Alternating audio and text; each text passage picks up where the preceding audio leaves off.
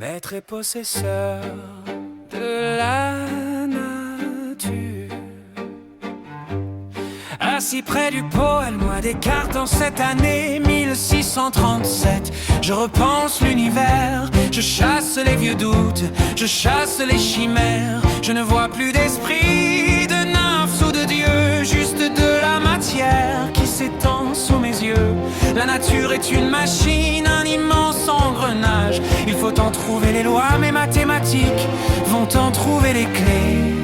Nous nous rendrons comme maîtres et possesseurs de cette nature, pour ne plus avoir froid, pour ne plus avoir peur. Arracher à la terre ses fruits et ses remèdes, que la science nous élève et que la nature cède. C'était un grand projet, une promesse infinie, de soumettre le chaos aux lois du génie.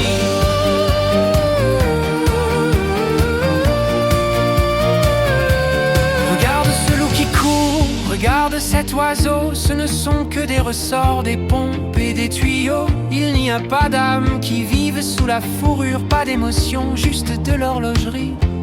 Alors on coupera l'arbre, on creusera le sol, on verra la forêt comme un gisement. On videra le ciel de tout son mystère pour en faire un outil, pour en faire une matière. Nous nous rendrons comme maîtres et possesseurs de cette nature, pour ne plus avoir froid, pour ne plus avoir peur. Arracher à la terre ses fruits et ses remèdes, que la science nous élève et que la nature cède. C'était un grand projet, une promesse infinie, de soumettre le chaos aux lois du génie.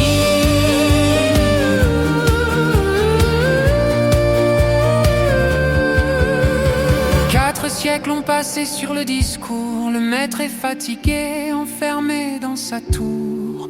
On a vaincu la peste, on a vaincu la nuit, mais l'horloge est cassée, le mécanisme fuit. La nature qu'on pensait inerte et sans voix se réveille en tempête et nous dicte sa loi. On a cru posséder ce qui nous possédait. Le maître est devenu l'esclave du progrès. Maître et possesseur d'un royaume en cendres, on a tout compris sauf l'art de redescendre. L'arbre n'était pas que du bois, l'eau n'était pas qu'une force. Je pense, donc je détruis.